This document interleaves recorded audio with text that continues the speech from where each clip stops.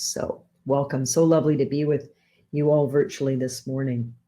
I have a number of things on my mind this morning to talk about. And in a way, I think this might be like a sampling of greatest hits of some ideas, some teachings that feel particularly relevant to remind each of us and myself of right now, and to touch base on and bring back into our day-to-day thinking right now. So some of you who've been practicing with me for some time, and many of you on this class have, many of the things I'm going to touch on today will be familiar.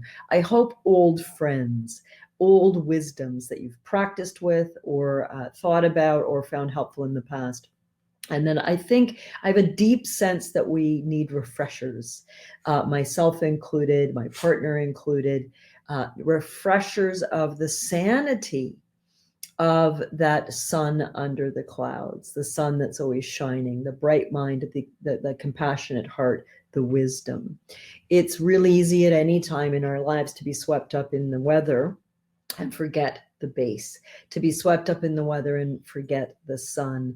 And it feels to me, with some of the patients I've had sessions with this week online, some of the teachings I've done of the couples in my course right now, some of the conversations and emails I've had with Dharma students, with Dharma friends, with family, it feels like this week a lot of people are struggling, maybe more than the weeks of the last few weeks. It's a general comment. It may or may not apply or be accurate for your own experience, but it feels like perhaps because it's as simple as we've been under self-isolation for, I guess, a month, 5 weeks, 6 weeks now, depending when we each began that. It feels like this week people's spirits started to flag a little bit. Perhaps because of the mind's tendency to wait for things to get better, the mind's tendency to want something other than this. I've certainly taught in the past that if you're waiting, you're not practicing Dharma. Now, what do I mean by that? I mean, if you're stuck in a ferry line, if you're waiting for your doctor's appointment, if you're waiting in line at the grocery store, the word waiting is a really important word, because what does it imply? It implies that this isn't satisfactory. So we're waiting for the next thing. We're leaning into the future. We're wanting the experience that comes next. The implication, whether we've examined it or not, is that whatever comes next will be better or more interesting or easier or more pleasant than this. If you're in an absolutely marvelous mental state, let's say you're falling in love, or you've just received a wonderful promotion at work that you're thrilled about, when you're standing in the grocery line, you can be not waiting, because you're just in a wonderful state there and then, whether there's one person in front of you or 20. You're not waiting necessarily for the next thing. Now, you notice what I said is, if you're in a really good mental state, it's easier to not be waiting, because even if you're currently between A and B, you're fine, because the mind is fine. So I wanted to remind us all of how much suffering there is in the quality of waiting. And again, let's take a simple example. Let's keep with the grocery line example. If I'm waiting to get up to my place in line where I can unload my groceries and pay the teller and bag the groceries and get to my car, on to the next thing, I am not embodying my life. If a meteor hits the grocery store in the 5 minutes before I complete my transaction and I'm wiped out, we're all wiped out, how did I spend my last 5 minutes? I spent them waiting for something better than this. If you could go back and live your last 5 minutes again, unfortunately, in this example, you can't prevent the meteor and you're still going to die in 5 minutes, but you know you're going to die in 5 minutes. At best, wouldn't it be amazing if you could be present and enjoy being in the grocery line? You could look around at the beauty of humanity, the amazing things mankind and womankind have created in stores and commerce. You could feel the beauty of your toes in your shoes. There's a story I wasn't planning on telling today, so I didn't look it up, but it's a fairly simple story, so I'll paraphrase it. The stories of a monk or a wise being or an enlightened, wise practitioner of Dharma. And they're walking through the jungle many, many hundreds of years ago, and they hear the snip, snip, snip of paws coming through the jungle, and they realize it's a tiger. And this is an area where there are man and woman eating tigers, very dangerous, beautiful beasts. By the way, they're not dangerous. They're simply sentient beings looking for nutriment. But anyway, in the story, the tiger starts to chase the monk or nun or a awake being. And they run and they run and they get to a cliff, and they're standing on a cliff, and the tiger's coming, and they realize that they're going to get eaten. And they're in a state of peace. They're in a state of grace. Their heart is open. Their heart is happy. Just this is what is. And then where they're standing on the cliff, it crumbles and it gives away, and they fall a little bit, and they catch onto a vine, and they're hanging on a vine, and they're saying, well, it's probably going to end. Down below them is hundreds and hundreds of meters of drop to jagged rocks. They're hanging onto the vine. They look up. The tiger's above them, looking over. If they go up, they'll be eaten. If they let go, they'll be smashed to the earth. And then they notice that out of a little crevice in the wall in front of them comes a little mouse, a little rodent. It's up above them. They can't reach it. And it starts to nibble the vine. So they know in a matter of minutes, they're going to fall. They're trapped. It is what it is. Between the past and the future is now. Then they notice right in front of them, growing out of another crevasse in the cliff, is a single vine with a single small, plump, ripe strawberry. And they pick the strawberry as the mouse nibbles the vine. The tiger growls from above, the rocks wait below, and they place it on their tongue, and it is sublime. Moral of the story: in this moment, everything can always be sublime. When we're waiting for something better, we're missing the moment. When we're terrified of what's going to happen next, if it could be bad, we're missing the moment. The happiness and well-being is in the moment and in the mind. So perhaps some of the despair, frustration, confinement, I feel I've been picking up in some people. I'm sure there's other people who've had a wonderful week, and bravo. All we can have is one wonderful moment at a time, but let's start with this one. Maybe because people are having that sense of waiting. I had a conversation yesterday with 4 school friends online, and they were saying, oh, we watched Dr. Bonnie Henry today, and we were hoping she might say something about loosening some of the restrictions here in British Columbia. And she didn't yet.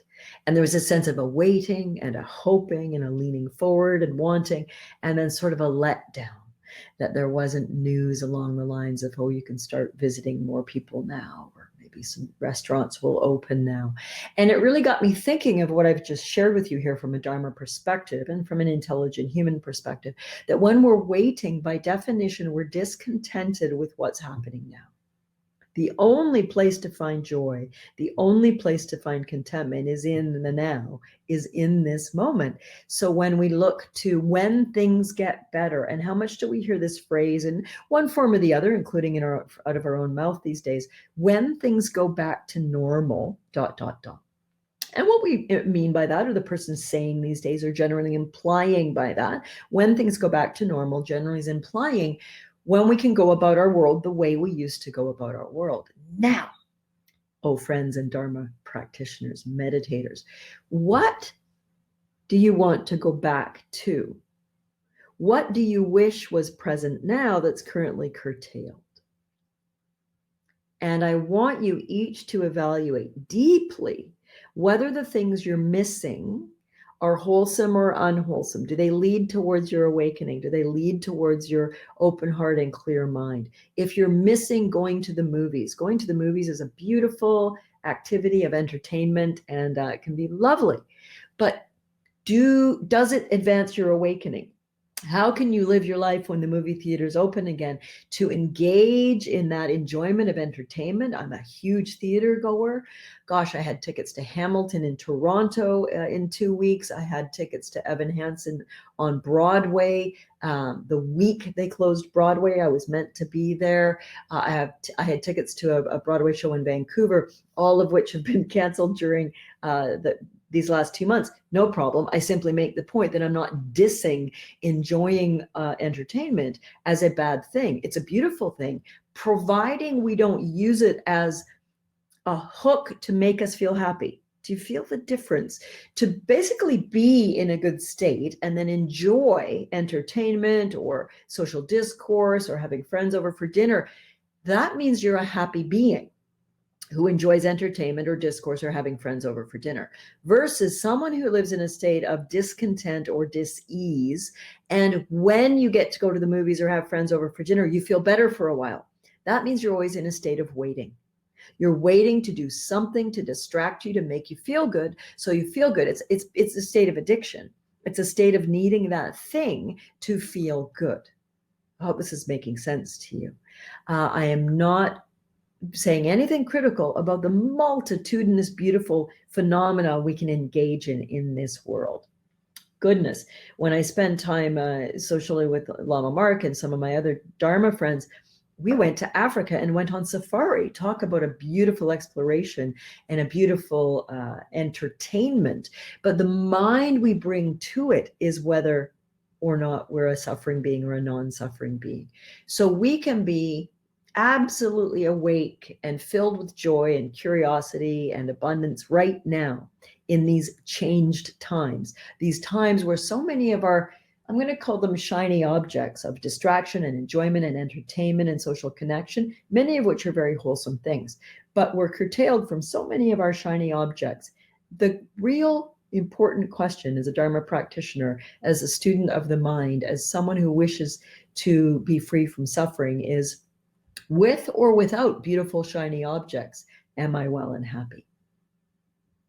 And it feels this week for many of my friends, my family, my students and patients, and myself, that there have been times of not being at all happy and craving shiny objects of distraction, of connection, a restlessness of wanting to be with people in a way that feels different. So I invite us all to contemplate that a little bit. A simple way to put it is, what are you waiting for and why? What are you waiting for and why? Well, I'm waiting to feel better. How about feeling better right now? And I don't mean to imply that's easy, please. And I don't mean to imply that there's anything wrong with any of us who try to change our state and can't. That's called having a human mind and conditions, karma, causes and conditions, old patterns. But we train. We train so we become more adept and more fluid and more skilled at letting go of that wanting, that grasping. The first, second noble truth, the cause of suffering is grasping, wanting something other than this. So when I'm in the grocery line and wishing I could get through this darn line already, I'm grasping to wanting something other than this. Boom, meteor takes me out, and I did not enjoy the metaphorical last strawberry. Caught between the tiger, the gnawing mouse, and the rocks below, that strawberry is transcendent, and that's in the mind I bring to it. There's a question, is hopefulness a form of waiting? You know, it would depend on the quality of the hopefulness. If there's a quality of clinging and wanting, oh, I hope I win the lottery, and I know that's not what you mean, that's why I chose that one, then it's a form of suffering. Let's change it from waiting to suffering. Suffering is when we want something other than what's present. So if we are deeply inhabiting the present moment and we have a hope for pleasantness or wholesomeness to come, it's not necessarily waiting or not necessarily suffering. That being said, if we're going to be technical about it, if I'm in a state of hope, it is future oriented, which would imply I may be leaning into the future and hoping for something positive, pleasant, wholesome, hoping for world peace, hoping for people to be generous and give to their local food banks. Those are good hopes, right? They're wholesome ideas. But when we're hanging on to hope in a way that closes the fist and leads to clinging, clinging is the root cause of suffering. For noble truth. So thank you for that contemplation. It's a good one. So that's one theme I wanted to bring forward. I basically want to acknowledge the elephant in the room. That's the not so good kind of elephant. I'm going to talk about the lovely kind of elephant in a moment. The elephant in the room is people are struggling with a sense of being trapped, maybe being out of control, feeling like they have less options. And ultimately, oh my goodness, many of you on this call have done meditation retreats of at least a weekend, and some of you 10 days or longer. As most of you know, I've done 3 and 4 month retreats and hope to do many more, maybe this fall. When we choose, that's probably the big important word in what I'm about to share. When we choose to go on a meditation retreat, we volitionally decide to go into serious self-isolation, far more isolated than what we're currently experiencing. We choose to go into a room on our own, depending, but a room on our own, often a tiny little cabin, to not talk to anyone except maybe the teacher, to have zero contact with the outside world, no internet, no books, no phone, no Netflix, no Zoom, no TV shows, no nothing. No books. I mentioned no books. I want to reaffirm. In the majority of meditation retreats, there is no distraction other than being with your direct experience of your mind. Meditating, going to the bathroom, having a shower, preparing your food if you're preparing it yourself, eating your food, meditating, maybe going to class. We choose a far more dramatic form of self-isolation or quarantine than we're all in right now. And I can share from personal experience, and I think some of you on the call would agree, the happiest I've ever been, the most content and loving my heart has felt, the most calm and joyful my mind has felt for periods of time has been on retreat, when I had very few creature comforts, just the bare basics, and none of the distractions I've just listed, books and Netflix and everything else. I'm not saying I've been happy through all my meditation retreats. I've also had my deepest, darkest nights of the soul, my worst anxieties and panic attacks and horrors on meditation retreat. But periods of time, sometimes for an hour, a day, or several days, the amount of contentment and grace and happiness in the mind and heart through depth meditation and study of the mind, through choosing to be deeply isolated, deeply quarantined, deeply undistracted, has been extraordinary. So as I look at myself and my own direct experience this week, off and on, obviously there's been multitudinous direct experiences, but at times there's been a great deal of suffering in the mind and in the being this week. And I've looked at that and said, what is different now than when I'm in retreat? What mind trips am I playing, or what sufferings or what clingings am I playing that are leading to a state of dis-ease, a state of unhappiness for those moments or hours where unhappiness was present, or frustration was present, or anxiety was present? What's the moral of these stories? You're happy or not happy in the mind. Your experience is 100% mind-made, which is a phrase I like to use often, and I still mean to get on t-shirts. I think it's a tremendous slogan. I'm sure someone else thought of it somewhere, but I came up with it myself at some point. I doubt I'm the first one, but 100% mind-made. Our experience is 100% mind-made. So if we are trapped in prison, if we're choosing to meditate in a cave in Tibet, if we're choosing to join a meditation retreat, if we're choosing to go lay on a beach in Hawaii in a beach hut away from people, if we're self-quarantined or quarantined by the state or the province, or ill or happy or well or not well, whether or not we're happy or not happy is 100% in our own mind. Now, this is both a liberating and a challenging teaching. And I invite you and I ask you, please, to not take that teaching as a stick to beat yourself with. What do I mean? Don't take that teaching as, oh gosh, I've really been struggling and it's my fault. It's not what the Dharma is saying, and it's certainly not what I'm in my imprecise way attempting to communicate. What I mean is a spirit of hope, a message of hope. When this being or that being watching is in a state of suffering, agitation, loneliness, sadness, irritation, wanting, longing, that's 100% in the mind, which is beautifully liberating teaching, because it means we have the ability to change our mind state. It is not easy. So that's where you mustn't beat yourself with a stick here. If it was easy, we'd all be fully awake, because all of us wish to be free of suffering.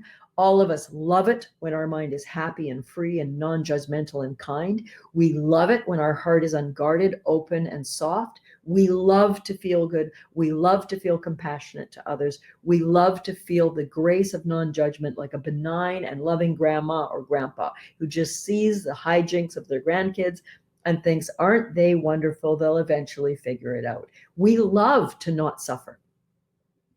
So please, please don't misinterpret that teaching of liberation as, well, it's all in my mind, so it's my fault I feel like crap. These are very deeply entrenched patterns. Most of us on this call have decades of training in the wrong way in our mind. We have decades of seeking the shiny object to feel better. We have decades of being afraid of our emotions instead of using self-compassion to hold those emotions gently. We have decades of a judgmental mind that believes our partner should change, or our body should be different, or our job should be better, or there shouldn't be COVID-19 virus in the world, or the government should have done something better, or I hate my house, or why are things such a mess, or why didn't my bread work out? We have decades of training and practice at a mind that is not very good at seeing the beauty of the present moment strawberry. It's not because you're stupid. It's not because you're selfish. And it's not because you're broken. It's training. So we train the mind to help the mind see the strawberry, instead of focusing on the tiger, so that the last few minutes before consciousness ends are terror of tiger, or fear of rocks, or hatred of mouse. Instead, those last few moments are the bliss and beauty of the taste and the touch on the tongue of the universe made manifest in one single berry. I don't know how each of us would fare right now if we were transmuted to hanging on that cliff with the tiger, the rocks, the nibbling mouse, and the strawberry. But were our mind reasonably uncluttered and reasonably free, we would have a beautiful last moment.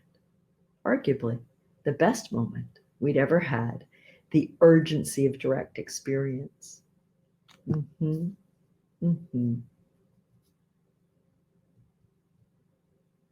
So, if you're struggling this week, welcome to the human race of unenlightened beings. Welcome to old patterns. As a friend told me recently, it is in the suffering and in the confusion that we can feel the most compassion, hopefully for ourselves as well as others. I'm not going to ask you to say it in the chat box, but I want you to answer this question for yourself. Did you mess up this week ever? Did you act from your lesser skillful self in a thought, in a word, or in a deed? Did you forgive yourself and begin again? Did you forgive yourself and begin again? Yes, no, or sort of? Good. 95%. Sort of. Yes, sort of. Big time. The day after I purified. Beautiful. Partially, not really. So good. We get a beautiful breath. Sort of. Right. Yes. Thank you. Thank you for sharing that. Sometimes not only do we not forgive ourselves and begin again, but we take a stick and beat ourselves. Right? That's the opposite of Dharma. That's the opposite of compassion. To some degree, I forgave myself, sort of. Yes, not really. Welcome to the human race. We had a few yeses. We had a few 95%. Wonderful. One of the most skillful things we can do as imperfect and beautiful budding Buddhas is forgive ourselves and begin again, the way we do with our loved ones. Right? Your spouse, your child, your friend, at our best. Excuse me, because sometimes we are quite hurt and it takes a while. At our best, we forgive and begin again. Or none of us would have any human relationships, because if we can't at times forgive and begin again, we'd have no friends, no loved ones, because we'd have scared them all away. Look, folks, we all mess up, and sometimes all of us, certainly this being included, mess up in colossal and harmful ways. The skill is in the forgiving and the beginning again, the repairing. We use that term in couples therapy. When we fall apart with our partner, can we repair and come back together to begin again?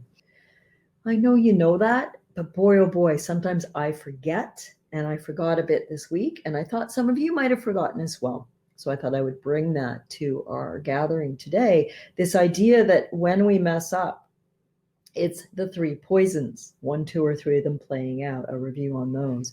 It's greed, wanting something other than this. It's hatred or aversion, fear, pushing away, anger, not wanting. And it is delusion, forgetting the truth of reality. Whether or not things go the way you want, whether or not a person acts the way you think they should, whether or not your emotions are lovely or horrible, whether or not you try something and it goes well or it goes poorly. I don't know, you try to bake bread and it falls flat and is burnt to a crisp. Regardless of what happens, you can begin again. Strawberry, back to the happiness or unhappiness, the fear or hope. The experience in this moment is based on the mind, not the strawberry, not the tiger, not the rocks, and not the mouse. The experience in the moment is based on the mind.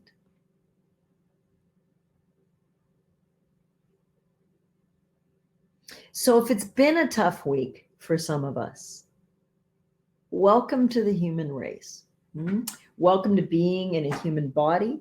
Welcome to the truth of impermanence. Welcome to the three poisons, where when we're caught in the poison of wanting something other than this, waiting in a grocery line and wishing it would hurry up is a tiny suffering, sometimes a bigger suffering if you allow it to grow in your mind. Not wanting what's present. I don't want it to be this way. I don't want my child to have that quality. I don't want my work to be this way. Not wanting, the poison of aversion or pushing away, and delusion, the biggest poison of all, of not seeing the truth of reality. In 50 to 100 years, we're all going to be dead. How worth it was it, that fight you had, that argument you had, that self-recrimination, that stick beating that you participated in, that nasty judgment of someone else's thoughts, word, or deed, that overconsumption of maybe media that's not skillful to overconsume at this time or arguably ever, that angry word, that ugly deed, that misplaced step that broke your ankle, that pity party. How helpful was it? The sufferings we visited upon ourselves this week, any day. How does it make you a better person? How does it make the world a better place? Look, we can't control the tigers in the world. We can't predict the nibbling mice. And yeah, metaphorically and literally, there are sharp rocks that we may fall onto. The only thing we can control is the mind and the heart and our choice of what we choose to focus on. So hearkening back to the beginning in today's class, I talked about the flashlight bulb of where we place our attention. Does that nun, monk, or lay person, does that person is us in this story? Do we choose to illuminate the tiger that wants to eat us? Do we choose to illuminate the rocks that we may fall on? Do we choose to illuminate the mouse eating the vine, or do we choose to illuminate the strawberry? This is why we meditate. It may seem like a bit of a leap, and I hope I'm connecting it. Why would we train to watch the breath so we're better at paying attention to the strawberry and letting the mouse, the tiger, and the rocks fade away? Why do we rest in open awareness? So we can be aware of the arisings and passings of tigers, mice, vines, rocks, and strawberries as the impermanent flow of phenomena arising and passing away, because that third poison of ignorance forgets that everything's temporary. We forget. So the argument you had with your child, the frustration you've got with your work, the fear you have of the state of the economy, the virus, the threat to our physical mortal form we may be feeling, all of it's impermanent, my friends. All of it arises and passes away. In 100 years, none of this will matter. Perhaps in a month, a bunch of it won't matter. In a year or 3, we don't know for sure. And if things are really difficult, if they get worse here in your home, in the world, that is our truth for now. If the tigers multiply and the rocks get jaggeder and the mice start chewing all your safety vines, then that is what is. And within it, All we can do, and it's vast and it's powerful and it conquers all of that, is train the mind. And that we always have power over, that we always have the ability to do. We can always work with our mind. And I know it doesn't feel that way. It didn't feel that way to me. When this mind was caught up in consternation at some point this week, I knew I could calm the mind, or I could invite the mind to calm, but I wasn't feeling very successful at it at that moment. That's why we train. That's why the teaching, that's why the meditation, that's why the practice, that's why the retreats, that's why the loving kindness, that's why the forgiveness, that's why the beginning again. That's why I'm doing my best to show up Monday to Friday at 9 a.m. to sit with you for my well-being as well as yours, to remind us of sanity in the middle of the chaos, to remind ourselves that the mind is ours to train. We get to be the boss of the mind, and boy, is it hard. My mind's a pretty lousy employee sometimes. How about yours? It doesn't do what I tell it to do. It doesn't behave the way I've trained it to. It doesn't follow the policies and procedures I've laid out for it all the time. Sometimes it comes to work and creates a holy hell of a mess, and it feels like everybody suffers. The mind is not always biddable, hence we train. And if we could train a disobedient employee with compassion and love, wouldn't that be a wonderful way to be a boss? Compassion and love. Train the mind, and I know you've heard this before. I said it was going to be a bit of a greatest hits parade today. Train the mind like you would a puppy. A puppy is innocent of wrongdoing. It simply is untrained. A puppy that you bring home that doesn't know how to sit and stay won't sit and stay. A puppy that you bring home that hasn't been what we call house trained, i.e. we want it to pee and poo outside in the yard, it'll pee and poo in the house until it's trained, ideally with kindness, with reward, with gentleness, and with love. Oh, human, you prefer I pee outside? I can learn to do that. That's your mind. Your mind may not realize you want it to pee outside. It needs to be gently and lovingly trained. When it creates a mean judgment about your child, your spouse, your friend, your roommate, you can train it to say, how about we pee outside? The puppy analogy is such a beautiful one because it can hopefully reignite or reconnect us with a warm, benign kindness towards our disobedient mind, instead of wanting to kick the puppy or hurt the puppy or take the puppy back to the pound. Now, on that note, I was teasing this week, some of you that have been joining the morning meditations, at times during the live morning meditations, one of my dogs has been barking. There's a number of reasons for that. The main one is Mama's got a broken leg and can't take her for a big hour-long hike before meditation, which is what I was doing before. She's restless, she's bored. Sometimes she's barking at the squirrel. Sometimes she's barking for my attention, so I'll play with her. And just to up the ante, some of you may have heard squeaky noises on the odd meditation. She's taken to going to the toy box, the dog toy box, pulling out all her toys, scattering them all over the house, and finding a squeaky one, and then squeaking it.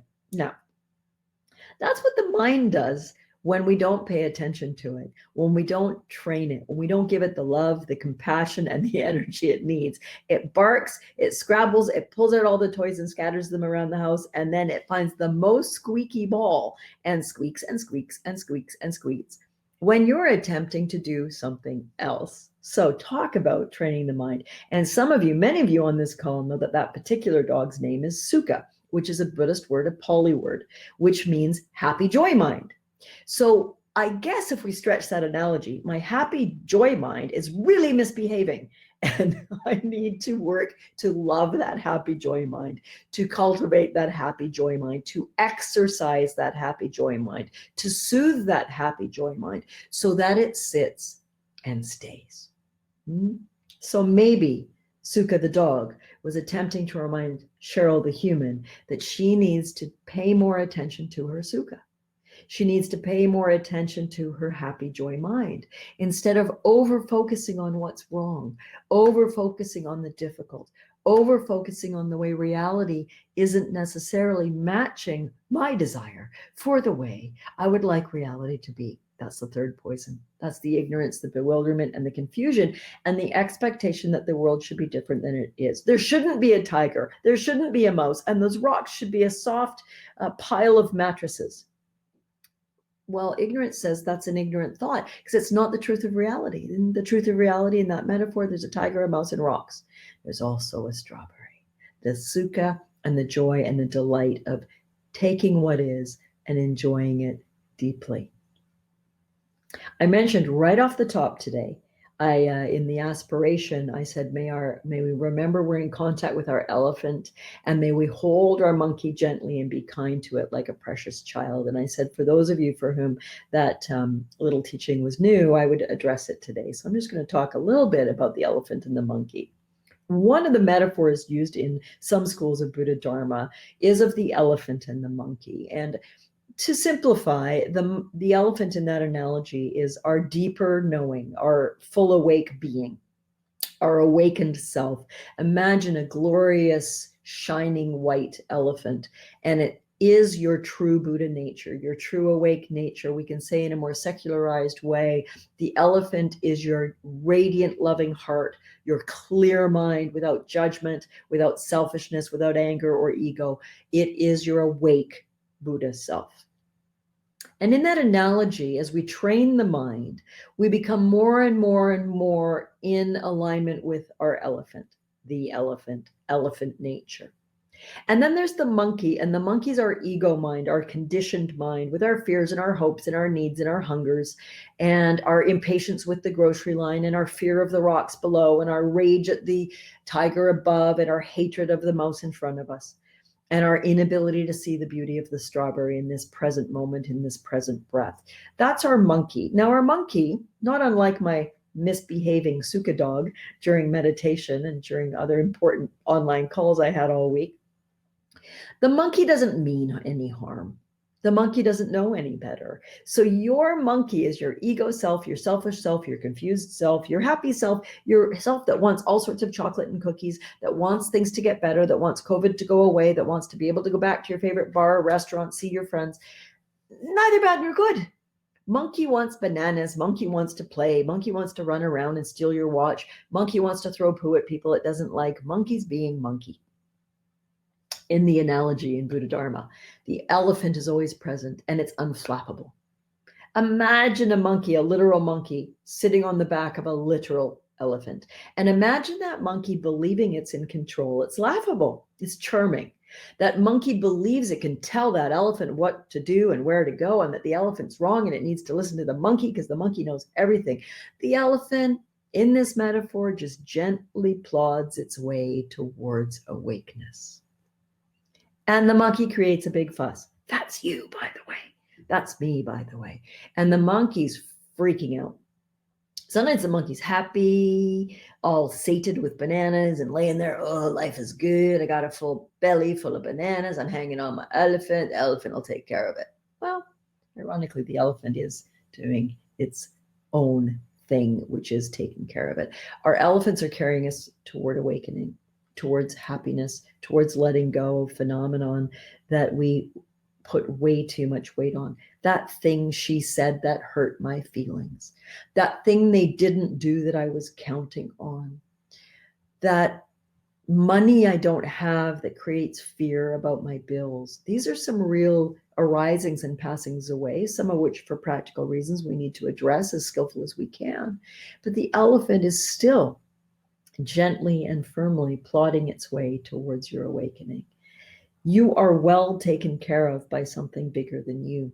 So when you find yourself caught in monkey, angry, frightened, clinging, throwing poop, gorging on bananas, whatever it is, remember, if you can just step out of monkey and be the larger you, holding that monkey, soothing that monkey, playing with that monkey, amusing that monkey, seeing its hijinks for what they are.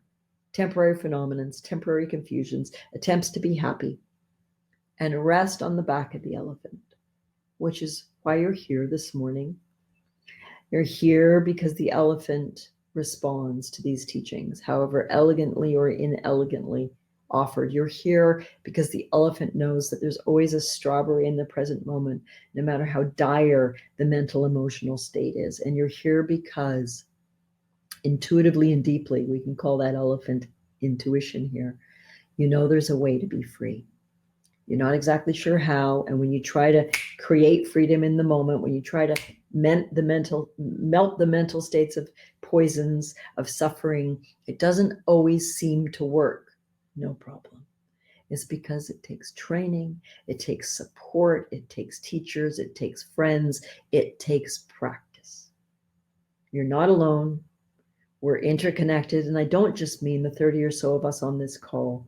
I mean, we as a human race, we as a sentient being planet, we are connected. You're not alone. No matter how isolated our bodies are right now, we're not alone. And there's always hope because there's always strawberries. And there's always the ability to recognize them and focus our flashlight bulb on the strawberry instead of the rocks. That's up to us. So I hope in there was something of value that you can take away and work with. And we'll end with a short meditation together, resting in open awareness, settling in to where you are right now. If there's impatience, if you're wanting to get to the next thing and shut the computer down and do whatever you're doing next, just notice how waiting and wanting feels. Does it feel pleasant, neutral, or unpleasant? Just notice whether, even for half a breath, you're able to bring the mind to be content with this moment, this strawberry right now. Inviting the mind and heart to come to right now. It's okay if the mind and heart resist. That's where the training comes in. So for a few minutes, we'll practice together in open awareness, just allowing phenomenon, tigers, rocks, strawberries, and puppies to arise and pass away. Simply noticing, a courteous, curious observer.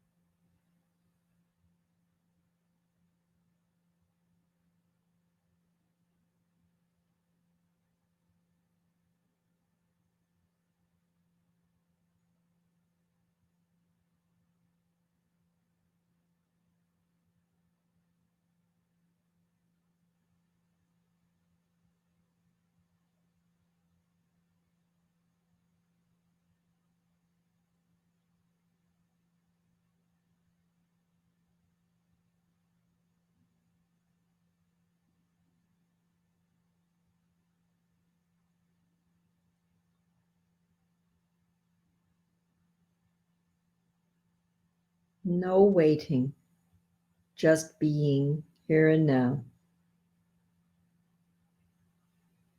The tigers of the past and the fear of the rocks of the future, or the joys of the past and the longing for the beauties of the future, are all suffering. Just this, just now.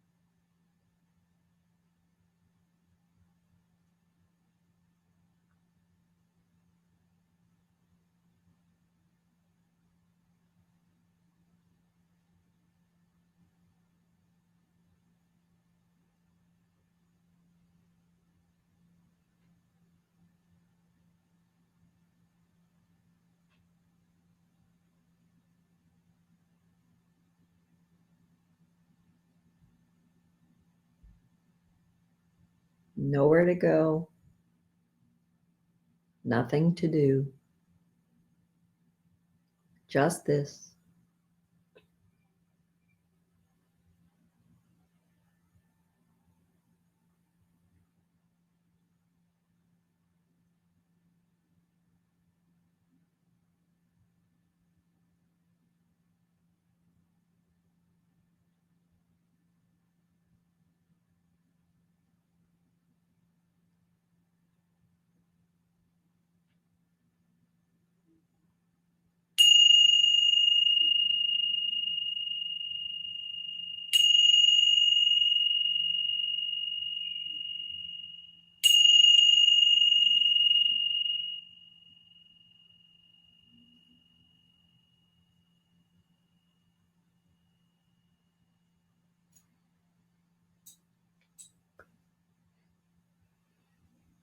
May all beings be well. May all beings be happy. May all beings be free from suffering in body and mind.